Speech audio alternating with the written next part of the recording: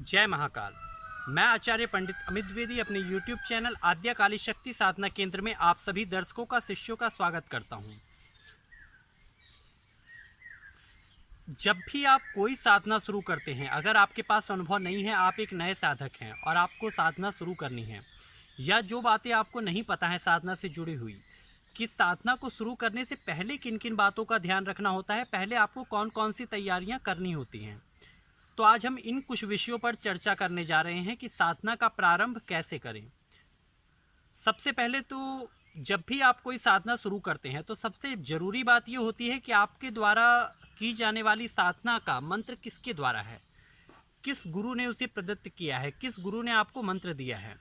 कुछ एक साधनाएं ऐसी भी होती हैं साबर मंत्रों की जिनमें गुरु की विशेष आवश्यकता नहीं है। कुछ एक मंत्र ऐसे भी होते हैं जैसे गायत्री मंत्र, नवाण मंत्र, महामृत्युंजय मंत्र, पंचाक्षरी, इस प्रकार के मंत्रों में इसकी खास आवश्यकता नहीं है, लेकिन गुरु की खास आवश्यकता नहीं है। किंतु जिन साधनाओं में आप प्रत्यक्षीकरण या किसी प्रकार की सिद्धि को पाने की कामना से, उदाहरण के लिए आप एक यक्ष साधना कर रहे हैं, कोई वीर साधना कर रहे हैं, तो उन सब साधनाओं में आपको सबसे पहले किन किन देवताओं का, किन किन शक्तियों का पूजन करना चाहिए, किस प्रकार से साधना शुरू करनी चाहिए।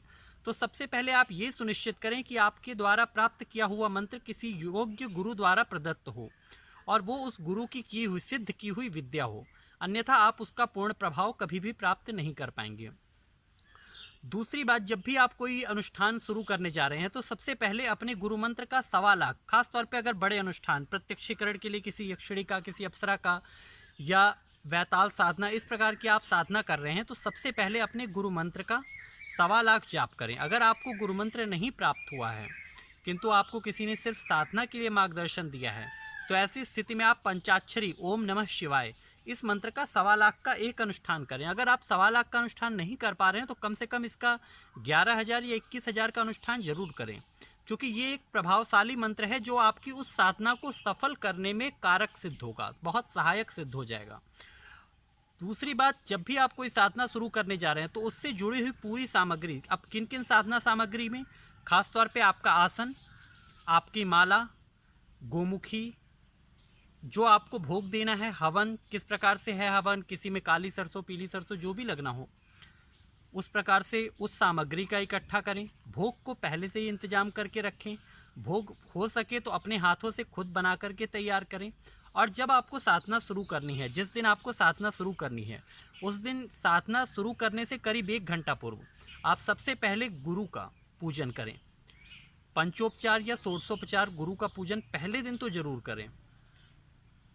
जब भी आप कोई मंत्र जपने जा रहे हैं तो उससे पहले अपने गुरु मंत्र का या पंचाक्षरी का जाप उस साधना से पहले जरूर कर लें। इससे उस मंत्र में आने वाले दोषों से आपको मुक्ति मिलती है, आपका बचाव होता है। सबसे पहले आप इसमें गुरु का पूजन करें। गुरु के बाद गणेश भगवान का पूजन अनिवार्य है। इसके अलावा आपको शक्ति की किसी भी स्वरूप का, चाहे दुर्गा हो, चाहे काली हो, चाहे लक्ष्मी माता हो, जो भी हो, किंतु शक्ति की उपासना किसी भी साधना से पूर्व पहले दिन आपको ये शक्ति उपासना जरूर करनी चाहिए। माँ दुर्गा का या माँ काली का अपने इष्ट के अनुसार। उदाहरण के लिए आप कोई भैरव साधना करने जा रहे हैं तो सबसे पहले भगवान शिव का मंत्र ओम नमः शिवाय, उसका जाप करें, उसे सिद्ध कर ले। तदुपरांत जिस दिन आपको साधना शुरू करनी है उसमें सबसे पहले आप उस मंत्र, अपने गुरु का पूजन करें, गणेश का पूजन करें, शक्ति पूजन करें, शिव या विष्णु में से अपने गुरु मंत्र और अपने इष्ट के अनुसार आप चुनाव करें। शिव और विष्णु में से किसी एक देवता का पूजन अवश्य करें।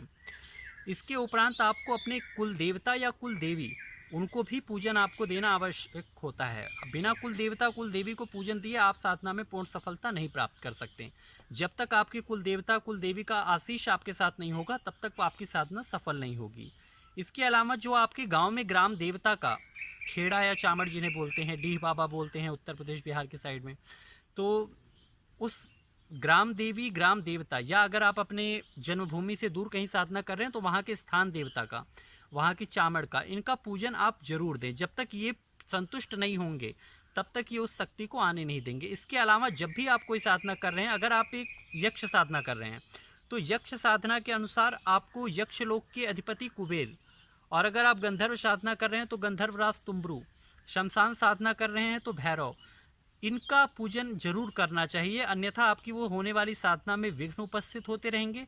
और जब तक ये देवता आपके सहायक नहीं होंगे तब तक आप उस शक्ति को प्रत्यक्ष नहीं कर पाएंगे। तो उस लोक के या उस स्थान के देवता का पूजन आपके लिए बहुत ही जरूरी है, तभी आप अपने साधना को आगे शुरू कर सकते हैं।